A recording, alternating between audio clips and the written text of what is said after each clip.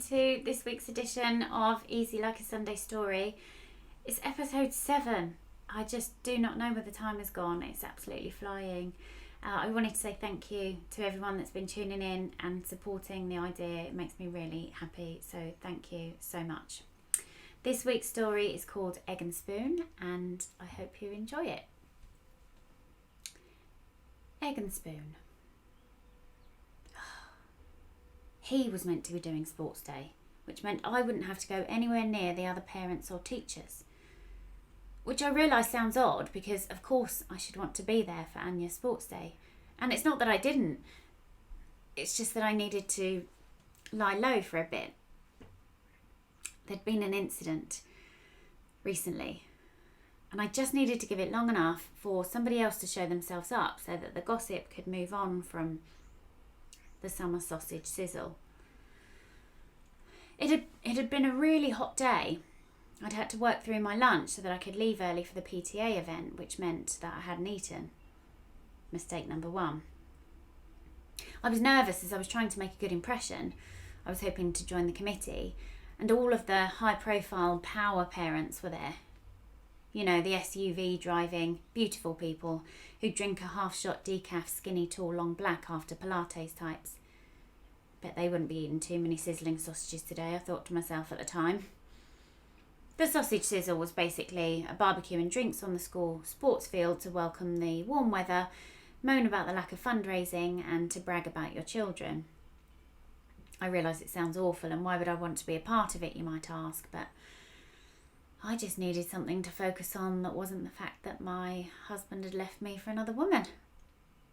And I thought investing my time in Anya's school could be only a good thing. My second mistake was taking what I thought were antihistamines, not wanting hay fever to jeopardise the afternoon on a field of grass, but mixing them up with the anti-anxiety drugs that my doctor had prescribed but I'd not taken when Billy left. Unbeknownst to me, they had sedatives in them. I'd unfortunately popped 2 extra when I noticed the grass had been cut. So, empty, nervous and tranquilised, I knocked back the first cup of fizz in 10 seconds flat. I don't actually remember anything past the first 20 minutes, but the highlights, so I'm told, were showing everyone that I still knew how to do cartwheels, sitting on the bowl of fruit punch, collapsing the table that housed it and the one next to that, and asking the deputy head if he'd like to spank me with his cane. I'm also led to believe that I vomited, and I must have leant over the condiments table pretty low, catching my boobs in the mustard and ketchup, judging by the evidence on my clothing the next day. So, as you can imagine, I needed to avoid all interaction with school people for a while. My reaction was a mixture of rage and panic when I received the call to say that he was running late and could I just cover until he got there. My protest cut short by the foolproof excuse, "Can't talk, tough meeting, gotta go." I was so angry. How could he still be letting me down even though we weren't together anymore? Things were always on his terms. But it was about Anya, of course. She was so excited for the dads and daughters egg and spoon race. She hadn't stopped talking about it all week. Me and Daddy are going to win. My daddy is so fast. My daddy is the best. She'd even been practising at home. Thankfully, after a tussle, I'd managed to dissuade her from using real eggs. Billy had an extra trick up his sleeve that Anya didn't know about. He'd had a costume of some sort delivered to ours. He was going to do the race in it. Ever the showman.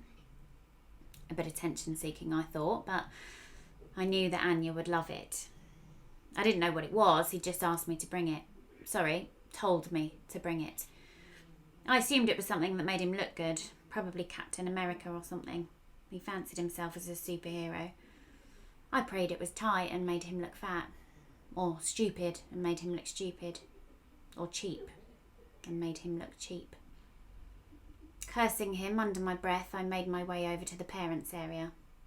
I was wearing the biggest sunglasses I owned, and I pretended to be on the phone. If anyone tried to signal me to talk, I'd roll my eyes as if to say, "Oh, God, don't they go on?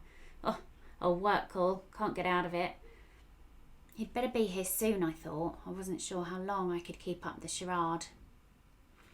That pretending to be on the phone thing is such a great tool until the actual phone rings while you're doing it. It was Billy. Faye, we're closing a deal and we can't agree. We're taking it to drinks and then probably dinner. I'm not going to be able to get away. I hung up. I'd heard it all before. There was every chance that there wasn't even a meeting, but he just couldn't tear himself away from little Miss New Boobs. I shouted a loud and inappropriate for a child's sports day swear word at the phone. At that moment, Anya spotted me in the crowd and her smile was ear to ear. She was beaming with pride. She nudged the little boy next to her and pointed me out to him and waved. My heart leapt. I stopped worrying about the stupid sausage sizzle fiasco and how mortified I was to be around these people again. She was all that mattered.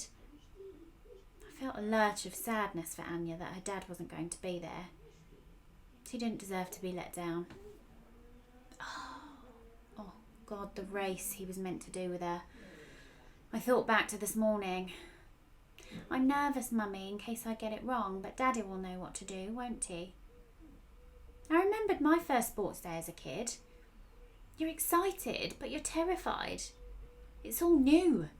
You don't really understand what's going on, where to stand, when to stop running, when it's your turn, or what's happening. Don't even get me started on the obstacle course.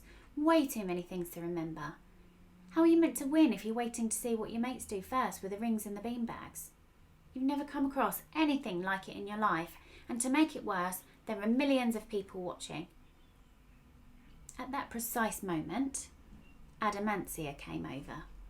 She'd obviously been itching for me to get off the phone so that she could pounce on me like a hungry lioness. She will have loved witnessing that the phone call hadn't gone very well. For starters, anyone whose father was so big-headed that they named their daughter after themselves and then add bits onto it to make it sound like a girl's name is going to have princess issues, in my opinion.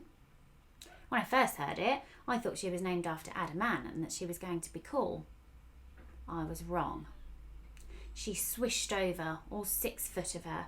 She was wearing an outfit similar to Julia Roberts in Pretty Woman when she goes to the polo.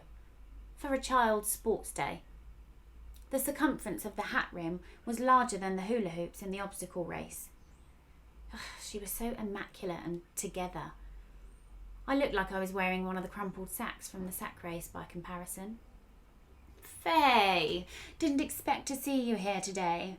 Clematis said that Anya's daddy was coming. Oh, the twinkle in her eyes knowing that she was touching a nerve lit up her face. Yeah, well, he's not, I said. Communication must be hard after a split. I can't imagine it. I thank my lucky stars every day that Richard is so attentive. I'm sure some people think that I take for granted what I've got, but I practice gratitude every day. Maybe you should practice tact and sensitivity, Adamantia, I retorted. Wonderful day, isn't it? Clematis won both her races, of course. Anya only got picked for one, didn't she?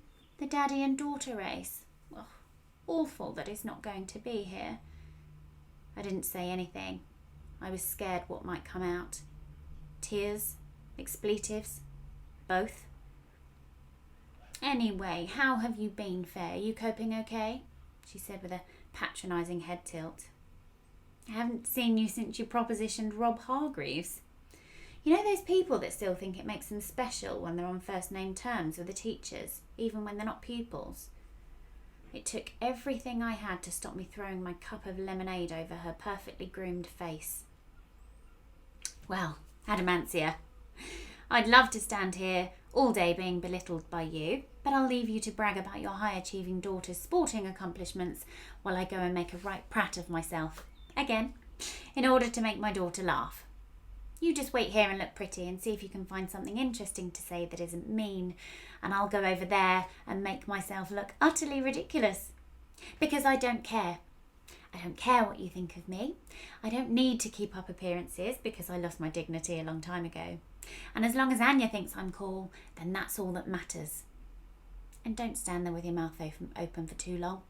It gives you a double chin. With that, I grabbed the costume and made my way to the daddies area to get ready for the race. It was the first thing in a long time that I had to say I was grateful to Billy for. He had excelled himself with his costume, and actually, as it wouldn't have made him look fat or cheap, I was rather glad I was going to be wearing it instead. Anya's face as she looked up at me, a giant chicken giving her a high five, was a picture. A look I will never forget. It was wonderment, glee, surprise, excitement, and then fits of giggles. "Daddy!" she said and gave me a huge hug. She thought it was him.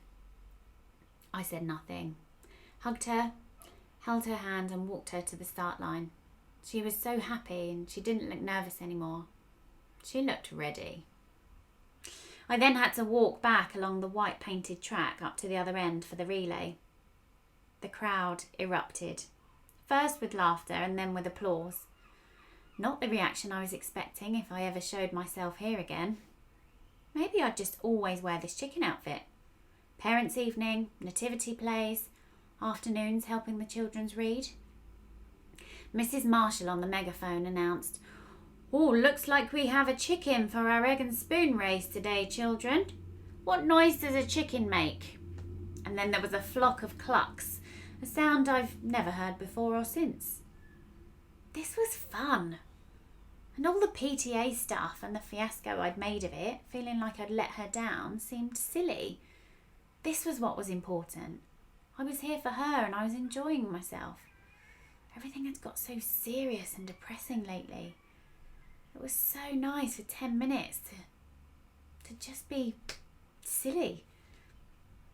Anya did like she'd practiced and ran her little heart out, as quick as she could with the egg and spoon, concentration of a brain surgeon on her face. She tagged me and I tried to do my best to do the same.